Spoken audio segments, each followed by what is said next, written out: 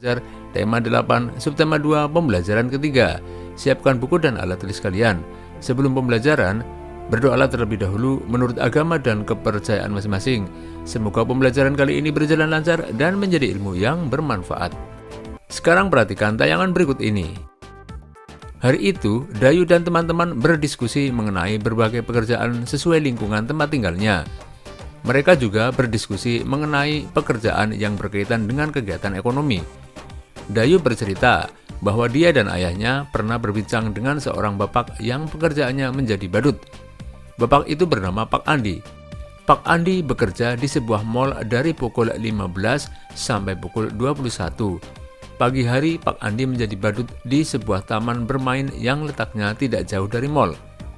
Sampai akhirnya pembicaraan Dayu, ayah Dayu, dan Pak Andi berlanjut dengan bertukar alamat. Ternyata tempat tinggal Pak Andi tidak jauh dari mal yang Dayu kunjungi.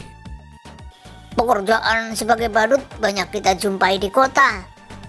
Iya, menjadi badut merupakan salah satu pekerja jasa. Apa contoh pekerjaan lain yang saling berkaitan dalam suatu kegiatan ekonomi ya? Ayo kita cari tahu. Sekarang amatilah gambar-gambar di bawah ini.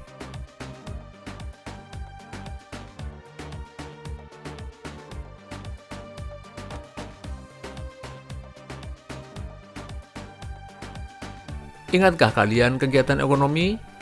Kegiatan ekonomi terdiri atas produksi, distribusi, dan konsumsi. Jawablah pertanyaan-pertanyaan berikut.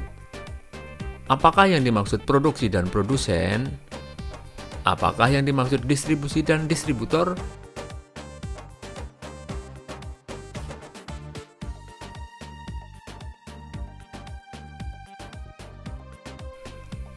Apakah yang dimaksud dengan konsumsi dan konsumen? Apa kegiatan penduduk pada gambar Rubik? Ayo mengamati.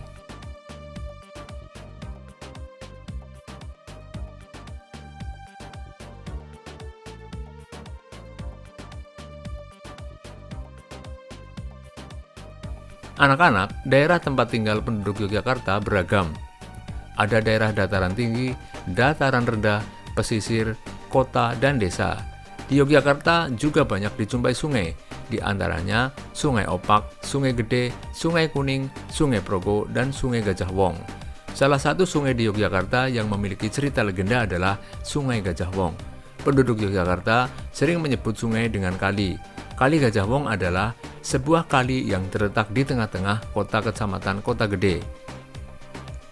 Panjang kali ini tidak lebih dari 20 km.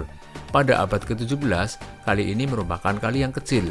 Masyarakat di daerah tersebut menyebutnya dengan kalen, yang artinya kali kecil.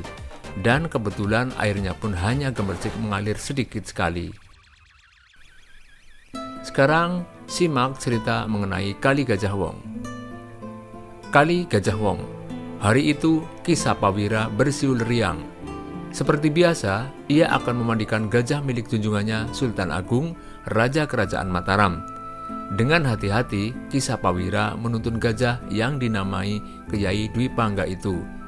Mereka berjalan ke sungai yang terletak di dekat Keraton Mataram. Mulailah ia memandikan gajah yang berasal dari negeri Siam itu. "Nah, sekarang kau sudah bersih, rambutmu sudah mengkilap. Sekarang ayo kembali ke kandangmu," kata si Sapawira kepada Kyai Dwi Pangga. Ki Sapawira memang memperlakukan Kyai Dwi Pangga seperti anaknya sendiri. Tak heran Kyai Dwi Pangga amat patuh kepadanya. Suatu hari, Ki Sapawira tak bisa memandikan Kyai Dwi Pangga. Ada bisul besar di ketiaknya. Rasanya ngilu sekali. Badannya juga demam karena bisul itu. Ia meminta tolong pada adik iparnya, Ki Kerti Pejok, untuk menggantikan memandikan Kyai Dwi Pangga. "Kerti, tolong aku ya. Aku benar-benar tak bisa bekerja hari ini," kata si Sapawira. Tenang Kang, aku pasti akan membantumu. Tapi tolong beritahu bagaimana caranya supaya gajah itu menurut padaku. Aku takut jika nanti ia marah dan menyerangku, jawab Ki Kerti Pejok. "Biasanya kalau ia mulai gelisah, pantatnya aku tepuk-tepuk, lalu aku tarik ekornya. Nanti ia akan kembali tenang dan berendam sendiri di sungai. Kau tinggal memandikannya," Jelas Ki Sapawira. Ki Kertipejok mengangguk-angguk tanda mengerti. Ia lalu berangkat ke sungai untuk memandikan Kiai Dwi Pangga. Sepanjang perjalanan, Ki Kertipejok mengajak Kiai Dwi Pangga mengobrol. Ia juga membawa buah-buahan sebagai bekal dalam perjalanan. Aja gendut, kau mau makan kelapa? Tanyanya sambil melempar sebutir kelapa pada Kiai Dwi Pangga. Kiai Dwi Pangga menangkap kelapa itu dengan belalainya. Dengan mudah ia memecah kelapa itu dan memakannya. Sekarang kau sudah kenyang kan? Ayo jalan lagi, Kata Ki Kertipejok sambil memukul pantat Kiai Dwi Pangga. Sesampainya di sungai, Ki Kertipejok melaksanakan tugasnya dengan mudah. Digosoknya seluruh bagian tubuh Kiai Dwi Pangga sampai bersih dan berkilap. Setelah itu mereka pulang ke keraton Mataram. Kang. Hari ini aku sudah melaksanakan tugasku dengan baik. Apa besok Kakang masih memerlukan bantuanku? Tanya Ki Kertipejok pada Ki Sapawira. Jika kau tak keberatan, maukah kau memandikannya sekali lagi? Aku masih demam, sedangkan gajah itu harus dimandikan setiap hari, jawab Ki Sapawira. Baik Kang, aku tidak keberatan. Toh gajah itu sangat penurut, jadi aku tak kesulitan saat memandikannya, kata Ki Kertipejok. Terima kasih Kerti, lusa aku pasti sudah sembuh. Kau akan bebas dari tugas ini, kata Ki Sapawira.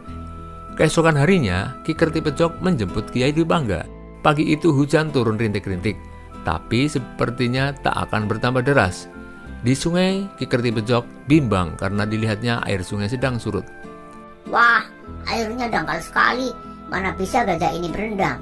Aku sendiri saja tidak bisa, apalagi gajah yang besar, pikirnya dalam hati. Gajah gendut, kita cari sungai yang lain aja. Sungai ini dangkal, kau tak akan bisa berendam di sini. Ki Kertipejok menuntun Kiai Dwi Pangga ke hilir sungai. Di situ air tampak tinggi dan aliran cukup deras. Nah, di sini sepertinya lebih asyik. Ayo sana masuk, berendamlah. Aku akan mengosok punggungmu dengan daun kelapa ini, kata Ki Kertipejok sambil memukul pantat Kiai Dwi Pangga. Sambil memandikan Kiai Dwi Pangga, Ki Kertipejok berpikir dalam hati. Sebaiknya aku beritahu Kakang untuk memandikan gajahnya di sini. Di sini airnya lebih dalam, arusnya juga cukup deras. Aneh, kok selama ini Kanjeng Sultan Agung tak tahu keberadaan sungai ini ya? Saat ia sibuk berbicara sendiri, tiba-tiba dari arah hulu datanglah banjir bandang yang sangat besar. Banjir itu datang dengan sangat cepat. Ki Kertipejok dan Kiai Dwi Pangga bahkan tak menyadarinya.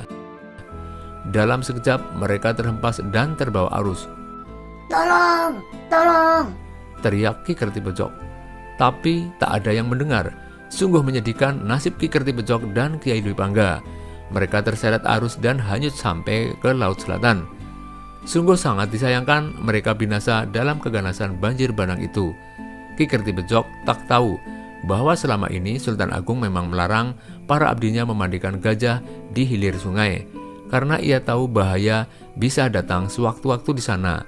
Ki Sapawira berduka, ia sangat sedih karena kehilangan adik ipar dan gajah kesayangannya. Untuk mengenang kejadian itu, Sultan Agung menamakan sungai itu Kali Gajah Wong. Kali berarti sungai, Gajah Wong berarti gajah dan orang. Kali Gajah Wong ini terletak di sebelah timur kota Yogyakarta. Berdasarkan cerita di atas, jawablah pertanyaan berikut. Siapa saja tokoh pada cerita di atas?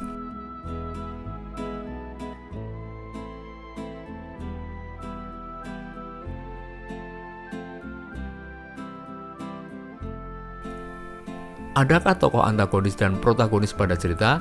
Siapakah tokoh itu?